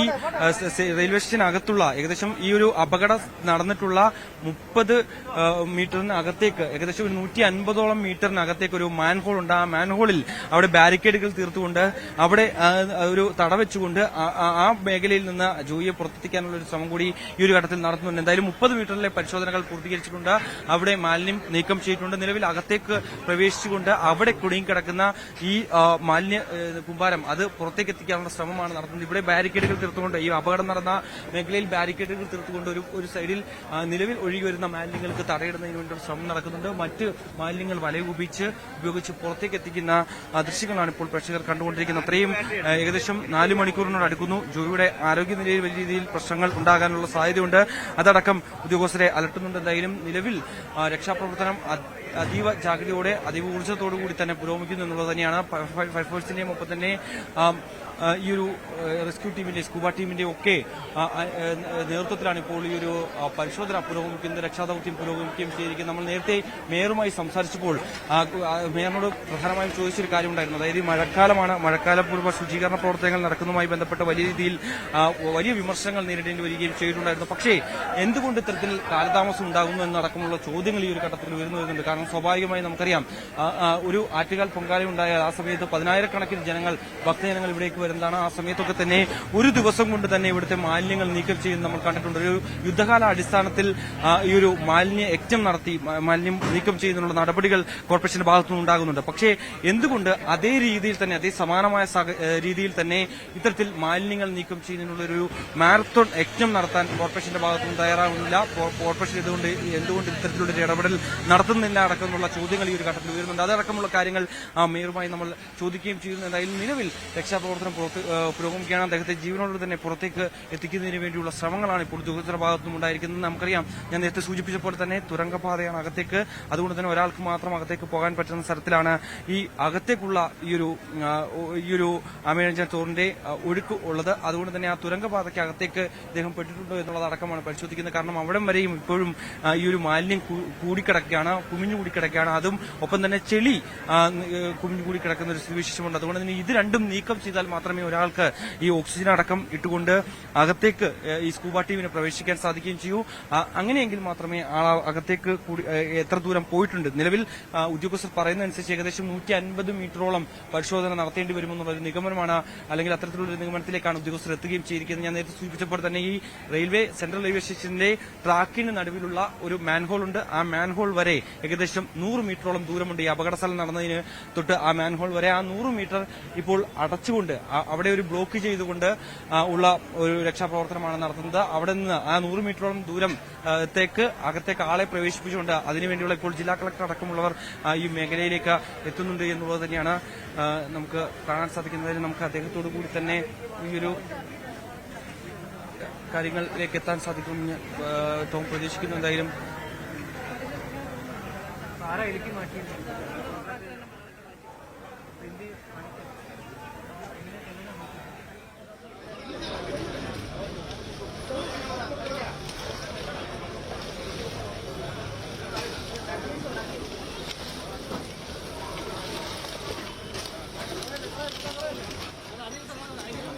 തിരുവനന്തപുരം ആമിഴഞ്ചാൻ തോടിൽ വീണ് കാണാതായ റെയിൽവേ കരാർ ജീവനക്കാരന് വേണ്ടിയുള്ള തെരച്ചിൽ കഴിഞ്ഞ 4 മണിക്കൂറോളമായി തുടരുകയാണ്. തിരുവനന്തപുരം സെൻട്രൽ റെയിൽവേ സ്റ്റേഷന് സമീപം ശുചീകരണം നടത്തുന്നതിനിടെയാണ് രാവിലെ 10:30 അപകടമുണ്ടായത്. മാരായമുട്ട സ്വദേശി ജോയിക്ക് വേണ്ടിയുള്ള തെരച്ചിലാണ് നടക്കുന്നത്. ജില്ലാ കളക്ടർ ഉൾപ്പെടെയുള്ളവർ സ്ഥലത്തേക്ക് എത്തുന്നുണ്ട്. എന്തായാലും ഏറെ ശ്രമകരമാണ് ഈ രക്ഷാദൗത്യമെന്നാണ് MG മിഥുൻ റിപ്പോർട്ട് ചെയ്യുന്നത്. കാരണം ഇവിടെ മാലിന്യം ഈ തോട്ടിൽ കുമിഞ്ഞുകൂടി കിടക്കുന്നുണ്ട്. ഇത് പൂർണ്ണമായും നീക്കം ചെയ്യണം. അതിനുശേഷം മാത്രമേ രക്ഷാപ്രവർത്തനത്തിന് വേണ്ടിയുള്ള നീക്കങ്ങൾ നടത്താൻ കഴിയുകയുള്ളൂ. MG മിഥുൻ വീണ്ടും ചേരുന്നുണ്ട്. മിഥുൻ, ഇപ്പോൾ കളക്ടർ ഉൾപ്പെടെയുള്ളവർ സ്ഥലത്തേക്ക് എത്തുമെന്നാണ് മനസ്സിലാക്കാൻ കഴിയുന്നത്. ഏതൊക്കെ ടീമുകൾ ഈ രക്ഷാപ്രവർത്തനത്തിൻ്റെ ഭാഗമായിട്ടുണ്ട്?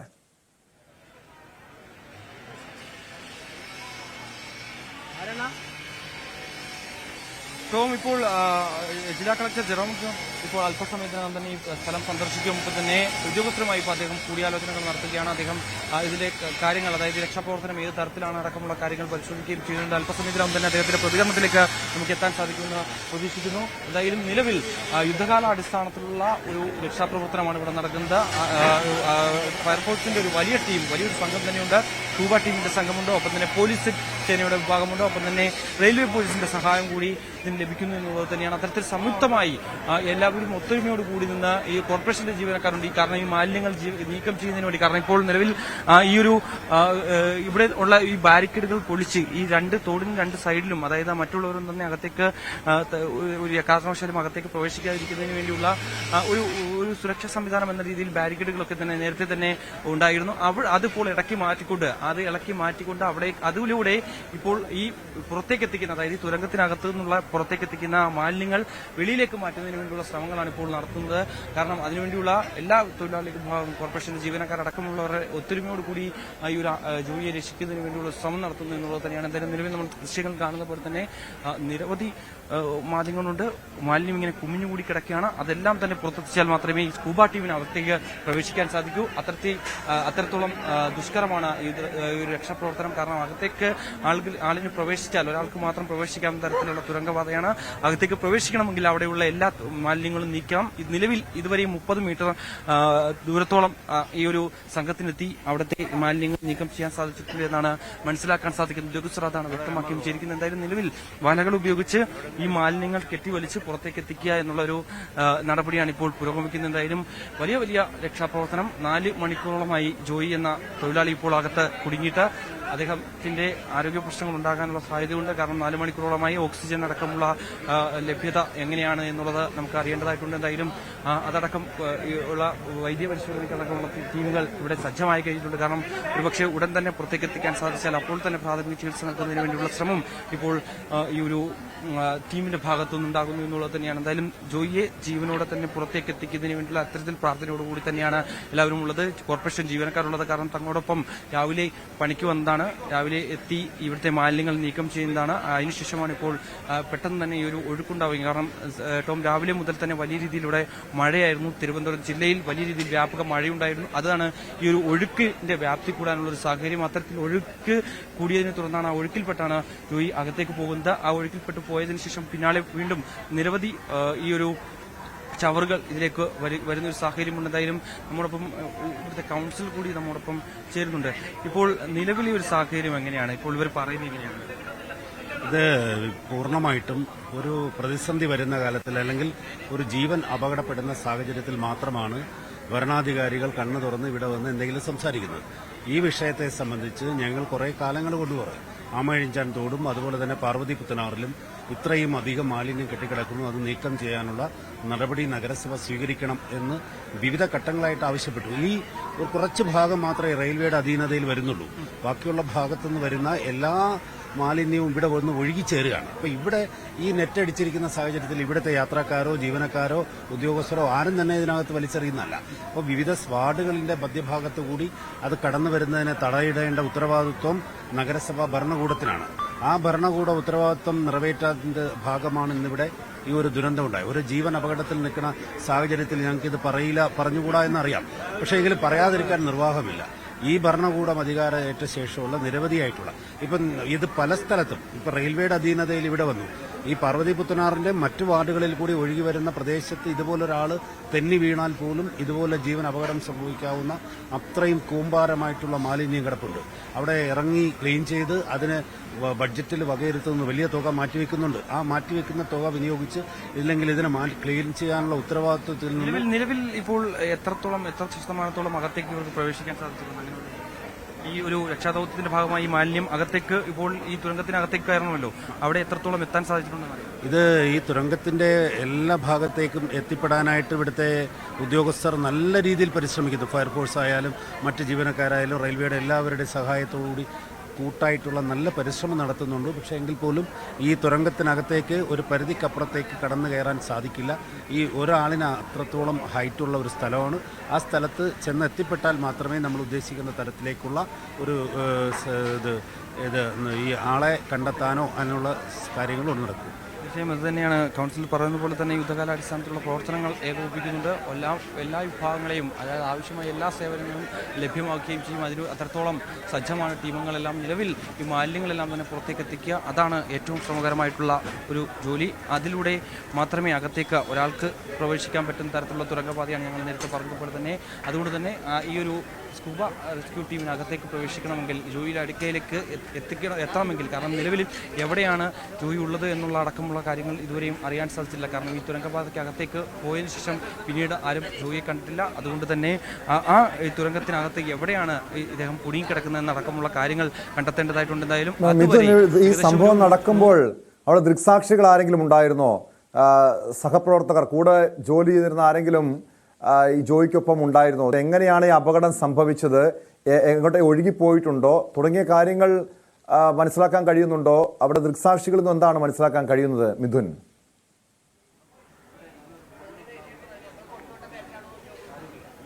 ടോം, 4 പേരടങ്ങിയ സംഘമായിരുന്നു ഇവിടെ വൃത്തിയാക്കലിനായി, അതായത് ശുചീകരണ പ്രവർത്തനങ്ങളുടെ ഭാഗമായി ഇവിടേക്ക് എത്തിയത്. അതിനുശേഷം ഇവിടെ നിന്ന് ചവറുകൾ മാറ്റുന്ന സമയത്താണ് ഈ ഒരു മഴ അതിശക്തമായി ഉണ്ടായിരുന്നു. രാവിലെയൊക്കെ തന്നെ തലസ്ഥാന നഗരിയിൽ വലിയ രീതിയിൽ മഴ അനുഭവപ്പെടുന്നുണ്ടായിരുന്നു. ആ സമയത്ത് നിരവധി സ്ഥലത്തുനിന്ന് ഒഴുകിയെത്തുന്ന ഒരു തോട് കൂടിയാണ് ഈ ആമ്പഴഞ്ചാർ തോട്. അതുവഴി നിരവധി മാലിന്യങ്ങൾ ഒഴുകി വരുന്നൊരു പ്രദേശം കൂടിയാണ്. ഇതിലേക്ക് എത്തി ഈ മാൻഹോൾ വഴി, അതായത് ഇതിനകത്തുള്ള തുരങ്കപാത വഴി അകത്തേക്ക് ആണ് പോകുന്നത്.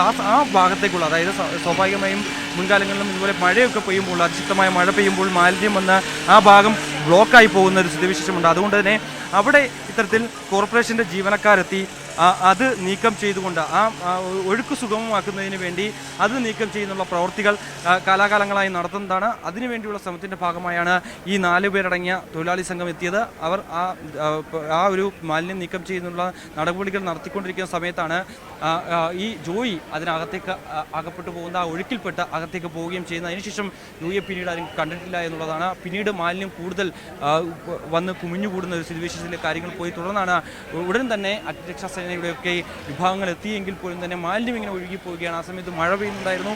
10 മണിയോടുകൂടിയാണ് ഈ സംഭവം ഉണ്ടായത്. ആ സമയത്തൊക്കെ തന്നെ തലസ്ഥാന ഈ നഗരപ്രദേശങ്ങളിലെല്ലാം തന്നെ അതിശക്തമായ മഴ പെയ്യുന്നുണ്ടായിരുന്നു.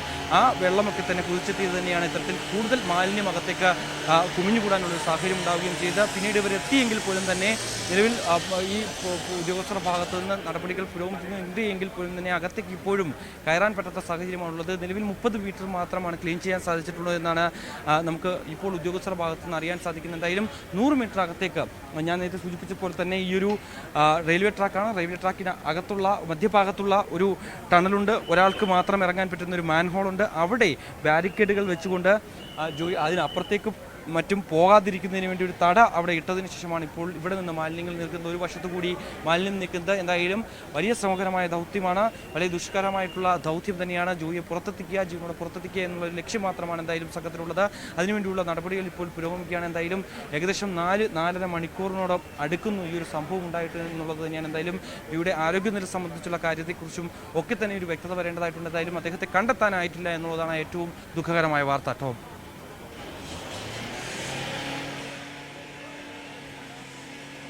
യെസ്, മിഥുൻ സൂചിപ്പിച്ചതുപോലെ ദുഃഖകരമായിട്ടുള്ള വാർത്ത. കഴിഞ്ഞ വാർത്തയാണ് രാവിലെ 10 മണിയോടുകൂടി 10:30 പുറത്തു വന്നത്. തിരുവനന്തപുരം സെൻട്രൽ റെയിൽവേ സ്റ്റേഷന് സമീപം ശുചീകരണം നടത്തുന്നതിനിടെയാണ് മാരായമുട്ട സ്വദേശി ജോയി, റെയിൽവേ കരാർ ജീവനക്കാരനായ ജോയി അപകടത്തിൽപ്പെട്ടത്. മിഥുനിലേക്ക് വീണ്ടും. മിഥുൻ, ഇപ്പോൾ രക്ഷാപ്രവർത്തനം തുടരുകയാണ്. കഴിഞ്ഞ 4.5 മണിക്കൂറോളമായി യാതൊരു വിധത്തിലുള്ള ഒരു ശുഭവാർത്തയും ലഭിക്കുന്നില്ല എന്നുള്ളത് തന്നെയാണ് ഏറെ വേദനാജനകമായിട്ടുള്ള കാര്യം. എന്താണ് ഈ രക്ഷാ ദൗത്യത്തിൽ പങ്കാളികളായിട്ടുള്ളവർ എന്താണ് നൽകുന്നത്? ഒരു പ്രതീക്ഷയ്ക്ക് വകയുണ്ടോ? അവർ നൽകുന്ന വിവരങ്ങൾ, സാധ്യതകൾ എങ്ങനെയാണ്?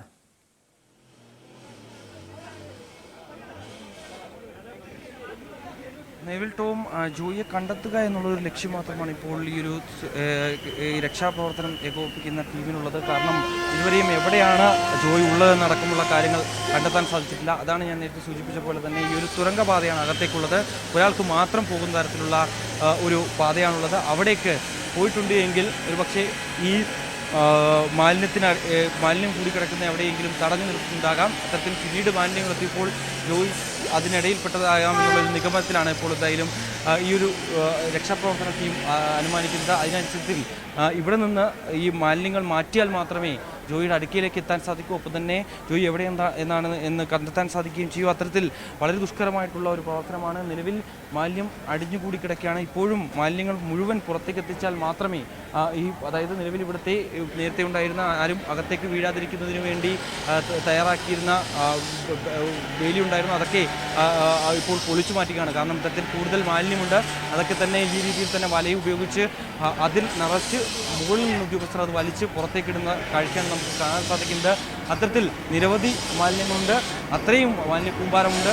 കൂടാതെ ചെളിയുണ്ട്. ഇവയെല്ലാം നീക്കം ചെയ്താൽ മാത്രമേ അകത്തേക്ക് ഒരാൾക്ക് പ്രവേശിക്കാൻ സാധിക്കൂ.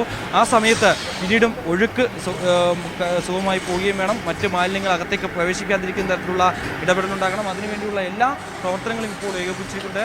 എന്തായാലും നിലവിൽ മറ്റുള്ളിടത്തുനിന്ന് ഈ മാലിന്യം ഒഴുകി വരാതിരിക്കുന്നതിന് വേണ്ടിയുള്ള എല്ലാ നടപടിയും പൂർത്തീകരിച്ചിട്ടുണ്ട്. നമുക്ക് ദൃശ്യങ്ങളിൽ കാണാം. അവിടെ ഒരു ബാരിക്കേഡ് തീർത്തുകൊണ്ട് നിലവിൽ ഒഴുകി വരുന്ന മാലിന്യങ്ങൾ അകത്തേക്ക് പ്രവേശിക്കാതിരിക്കുന്നതിന് വേണ്ടിയുള്ള ഒരു തട സജ്ജമാക്കാൻ ഇപ്പോൾ അധികൃതർക്ക് സാധിക്കുകയും ചെയ്തിട്ടുണ്ട്. അവിടെയും നമുക്ക് ആ ദൃശ്യങ്ങളും ഭയപ്പെടുത്തുന്ന ദൃശ്യങ്ങൾ തന്നെയാണ്. കാരണം ഇത്രയും അധികം മാലിന്യം ഇവിടേക്ക് ഒഴുകിയെത്തുന്നുണ്ട് എന്നുള്ളത് അതിനുവേണ്ടിയുള്ള ഇടപെടൽ ഇത്രയും കാലം എന്തുകൊണ്ട് കോർപ്പറേഷൻ്റെ ഭാഗത്തും ഉണ്ടാകുന്നില്ല എന്നുള്ള അടക്കമുള്ള കാര്യങ്ങൾ വിമർശനങ്ങളെല്ലാം അവിടെ ഒരുപക്ഷെ നിലനിൽക്കുന്നുണ്ട്. പക്ഷേ ഇപ്പോൾ നിലവിൽ ജോയിയെ എങ്ങനെയും രക്ഷിക്കുക എന്നുള്ളത് ലക്ഷ്യം മാത്രമാണ് എന്തായാലും ഉള്ളത്. ഏതായാലും നിലവിൽ 4 മണിക്കൂറിനധികമായിരിക്കുന്നു. ജോയിയെ പുറത്തെത്തിക്കുന്നതിന് വേണ്ടിയുള്ള ശ്രമകരമായ ദൗത്യം പുരോഗമിക്കുകയാണ്.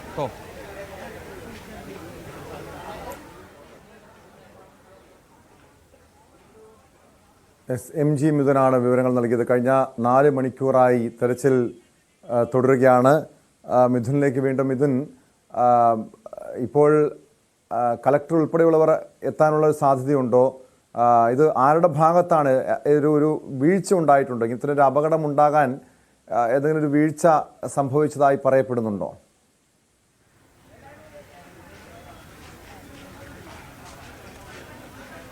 കളക്ടർ ഉൾപ്പെടെയുള്ളവരെല്ലാം തന്നെ അല്പസമയത്തിന് മുമ്പ് എത്തിയിരുന്നു. അവരിപ്പോൾ ഈ ദൗത്യ സംഘവുമായി സംസാരിക്കുകയാണ്. കാരണം ഏത് തരത്തിലാണ് ഇനി എങ്ങനെയാണ് ജോയിയിലേക്ക് എത്തുക, ജോയിയുടെ അടുക്കിലേക്ക് എത്തുക എന്നടക്കമുള്ള കാര്യങ്ങൾ കളക്ടർ അടക്കമുള്ള പ്രതിനിധികൾ പരിശോധിക്കുന്നുണ്ട്. ഒപ്പം തന്നെ മേയർ അടക്കമുള്ളവരുണ്ട്. അല്പസമയത്തിനകം തന്നെ മന്ത്രിമാരിലേക്ക് എത്തുമെന്നാണ് അറിയിച്ചിരിക്കുന്നത്. എന്തായാലും ഇപ്പോൾ യുദ്ധകാലാടിസ്ഥാനത്തുള്ള പ്രവർത്തനങ്ങൾ ഏകോപിക്കുകയാണ്. സ്കൂബ ടീമിന് അതായത് അകത്തേക്ക് പ്രവേശിക്കാനുള്ള ഒരു നീക്കത്തിലേക്കാണ് ഇപ്പോൾ കടക്കുന്നതെന്നാണ് മനസ്സിലാക്കാൻ സാധിക്കുന്നത്. അവരെന്തായാലും അവരുടെ ഈ ഓക്സിജൻ സിലിണ്ടറുകളുമായി അവർ അകത്തേക്ക് പ്രവേശിക്കാനുള്ള ഒരു ശ്രമത്തിലേക്കാണ് ഇപ്പോൾ കടക്കുന്നതെന്നാണ് നമുക്ക് മനസ്സിലാക്കാൻ സാധിക്കുന്നത്. അങ്ങനെയെങ്കിൽ ഒരുപക്ഷെ ഈ അകത്ത് ഉള്ള മാലിന്യങ്ങളെല്ലാം തന്നെ ഈ സ്കൂബ ടീം അകത്തേക്ക് പ്രവേശിച്ചുകൊണ്ട് അത് പുറത്തേക്ക് എത്തിക്കാനുള്ള ഒരു ശ്രമമാണ് ഇപ്പോൾ നടത്തുന്നത്. ഏകദേശം 30 മുതൽ 50 മീറ്ററോളം ദൂരത്തുള്ള മാലിന്യങ്ങൾ ഇതിനോടകം തന്നെ നീക്കം ചെയ്യാൻ ഈ ഒരു സംഘത്തിന് സാധിക്കുകയും ചെയ്തിട്ടുണ്ട്. എന്തായാലും നിലവിൽ നമുക്കറിയാം കോർപ്പറേഷൻ്റെ ഭാഗത്തുനിന്ന് വലിയ വീഴ്ച ഉണ്ടായി എന്നുള്ള കാര്യത്തിൽ സംശയമില്ല. കാരണം കാലാകാലങ്ങളായി ഇത്തരത്തിൽ മഴക്കാലമാകുമ്പോഴൊക്കെ തന്നെ യുദ്ധകാലാടിസ്ഥാനത്തിൽ ഇത്തരത്തിൽ ശുചീകരണ പ്രവർത്തനങ്ങൾ ഏകോപിപ്പിക്കുന്നതാണ്.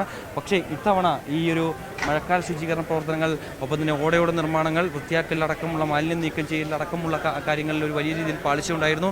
അതടക്കം നിയമസഭയിലടക്കം പ്രതിപക്ഷം ഉന്നയിക്കുകയും ചെയ്തൊരു വിഷയം കൂടിയാണ്. അത്തരത്തിൽ സംസ്ഥാനത്തെ റോഡുകളുടെ ശോചനീയാവസ്ഥ അടക്കമുള്ള കാര്യങ്ങൾ തുറന്നു കാട്ടുകയും ചെയ്തിട്ടുള്ളതാണ്. എന്തായാലും നിലവിൽ ഈ പല ഭാഗത്തു നിന്ന് നഗരത്തിലേക്ക്, അതായത് സെൻട്രൽ റെയിൽവേ സ്റ്റേഷൻ്റെ ഭാഗത്തുള്ള ഈ അമേനിജർ തോടിലേക്ക് നഗരത്തിൻ്റെ വിവിധ ഭാഗത്തു നിന്ന് ഒഴുകിയെത്തുന്ന മാലിന്യങ്ങളുണ്ട്. ഇത് റെയിൽവേയുടെ അതിഥിയിലുള്ള തോടല്ല.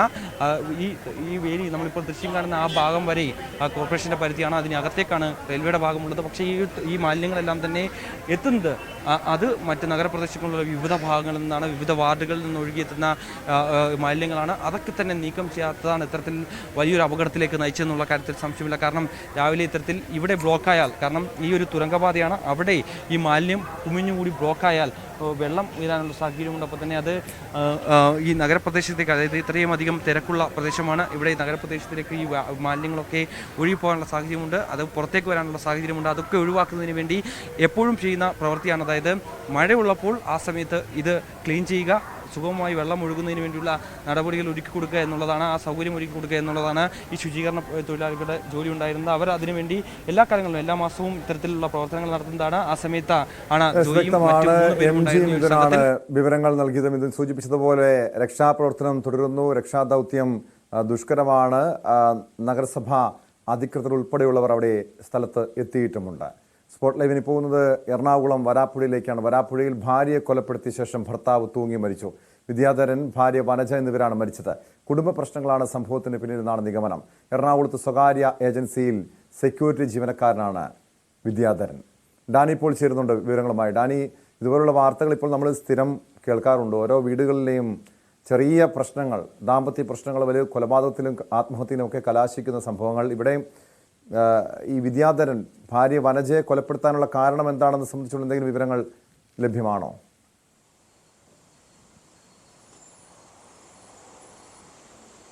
ടോം, കുടുംബ പ്രശ്നങ്ങൾ തന്നെയാണ് ഇത്തരമൊരു കൊലപാതകത്തിലേക്കും പിന്നീട് മറ്റൊരു ആത്മഹത്യയിലേക്കും എല്ലാം തന്നെ വഴിതെളിച്ചതെന്നാണ് ലഭ്യമാവുന്ന വിവരം. സമീപവാസികൾ അതോടൊപ്പം തന്നെ പോലീസ് ഇവരുടെ ബന്ധുക്കളിൽ നിന്ന് ശേഖരിച്ച വിവരങ്ങൾ ഇതിൻ്റെ എല്ലാം അടിസ്ഥാനത്തിൽ ഈ ഒരു നിഗമനത്തിലേക്ക് തന്നെയാണ് എത്തുന്നത്. ഒരു സ്വകാര്യ സെക്യൂരിറ്റി സ്ഥാപനത്തിൽ ജീവനക്കാരനാണ് ആത്മഹത്യ ചെയ്ത വിദ്യാധരൻ. ഭാര്യ വനജ ഒരു ഗാന്ധി ഭവനിൽ അവരെ മുൻ ജീവനക്കാരിയായിരുന്നു. അവരവിടെ നിന്ന് വിരമിച്ച ശേഷം പിന്നീട് ഇപ്പോൾ ഈ വരാപ്പുഴയിൽ കൈതാരം എന്ന് പറയുന്ന സ്ഥലത്ത് വാടകയ്ക്ക് താമസിക്കുകയായിരുന്നു. ഇതിൽ വനജയുടെ കാഴ്ചശക്തി മങ്ങുന്ന കാഴ്ചയ്ക്ക് ചില വിഷയങ്ങളുള്ളതായിട്ട് സമീപകാലത്തുണ്ടായിരുന്നു. അതിൽ അവർക്ക് ചില മാനസിക അസ്വസ്ഥതകൾ അവർ അതിൽ പ്രകടിപ്പിക്കുകയും ചെയ്തിരുന്നു. ഈ വിഷയങ്ങളെല്ലാം അവർക്കിടയിൽ കുടുംബ പ്രശ്നങ്ങൾ ഉണ്ടാക്കിയിട്ടുണ്ട്. പലപ്പോഴും ഇവർ തമ്മിൽ വഴക്ക് കൂടാറുണ്ട്, പല കാരണങ്ങളെ ചൊല്ലിയുമെന്നാണ് പറയുന്നത്. അത് ഈ രീതിയിലുള്ളൊരു കൊലപാതകത്തിലേക്ക് അടക്കം നയിച്ചു എന്നാണ് മനസ്സിലാക്കാനായിട്ട് സാധിക്കുന്നത്. തൊട്ട് സമീപത്ത് താമസിക്കുന്നവർക്ക് 2 മക്കളാണുള്ളത്, ദിവ്യയും ദീപയും എന്ന് പറയുന്നത് 2 മക്കൾ. ഒരാൾ ദിവ്യ താമസിക്കുന്നത് ഇവർക്ക് അടുത്തുള്ള സ്ഥലത്ത് വാടകയ്ക്ക് താമസിക്കുകയാണ്. അവർ രാവിലെ അമ്മയെ ഫോണിൽ വിളിച്ചിട്ട് കിട്ടാതായതിനെ തുടർന്ന് പിന്നീട് അന്വേഷിച്ച് ചെന്നപ്പോഴാണ് ഇങ്ങനെയൊരു ദാരുണ കൃത്യം നടന്നിരിക്കുന്നത് അവർ അറിയുന്നത്. മറ്റൊരു മകൾ ചങ്ങനാശ്ശേരിയിലാണ് താമസിക്കുന്നത്. എന്തായാലും ഈ അച്ഛനും അമ്മയും എല്ലാം തന്നെ ഒരു വഴക്കടിക്കുന്ന ഒരു സ്വഭാവത്തിൽ ഈ വിഷയങ്ങളെ ചൊല്ലി പലപ്പോഴും വഴക്കുകൾ ഉണ്ടായിരുന്നു എന്നതടക്കമുള്ള കാര്യങ്ങൾ പോലീസിനോട് സ്ഥിരീകരിക്കുകയും ചെയ്തിട്ടുണ്ട്. ഭാര്യയെ കഴുത്തറത്ത് കൊലപ്പെടുത്തിയ ശേഷമാണ് വിദ്യാധരൻ തൂങ്ങി മരിക്കുന്നത്. മൃതദേഹങ്ങൾ എറണാകുളം കളമശ്ശേരി മെഡിക്കൽ കോളേജിലേക്ക് തുടർ നടപടികൾക്ക് വേണ്ടി മാറ്റിയിരിക്കുകയാണ്. പോസ്റ്റ്മോർട്ടത്തിന് ശേഷം ബന്ധുക്കൾക്ക് വിട്ടു നൽകുകയും ചെയ്യും. ടോം തുടക്കത്തിൽ സൂചിപ്പിച്ചതുപോലെ ഈ കുടുംബ പ്രശ്നങ്ങൾ പലപ്പോഴും പറഞ്ഞ് തീർക്കാവുന്ന അല്ലെങ്കിൽ പരസ്പരം മനസ്സിലാക്കാവുന്ന കാര്യങ്ങൾ സംസാരിക്കാൻ പോലുമില്ലാതെ വഴക്കിലേക്കും മറ്റും നീങ്ങുന്നൊരു സാഹചര്യം പലയിടങ്ങളിലും തന്നെ ഉണ്ടാകുന്നുണ്ട്. അത് ചെന്ന് അവസാനിക്കുന്നത് ഇത്തരം ദുരന്തങ്ങളിലേക്കാണ് എന്നതാണ് വസ്തുത. അതിൻ്റെ തന്നെ ഒരു ഒടുവിലത്തെ ഒരു ഉദാഹരണമെന്ന് പറയാവുന്നതാണ് ഇപ്പോൾ വരാപ്പുഴ കൈതാരത്ത് സംഭവിച്ചിരിക്കുന്ന ഈ ഒരു കൊലപാതകവും. അത് തന്നെയാണ് ഡാനി പറഞ്ഞതുപോലെ. പക്ഷെ ഡാനി, ഇവിടെ ഈ വിദ്യാധരനും ഭാര്യ വനജയും തമ്മിൽ വീട്ടിൽ സ്ഥിരം പ്രശ്നങ്ങൾ ഉള്ളതാണോ? ഇത് മക്കൾക്കൊക്കെ അറിയാമായിരുന്നോ? നാട്ടുകാർക്ക് അറിയാമായിരുന്നോ? ആരും ഈ പ്രശ്നത്തിലൊന്നും ഇടപെട്ടിരുന്നില്ലേ?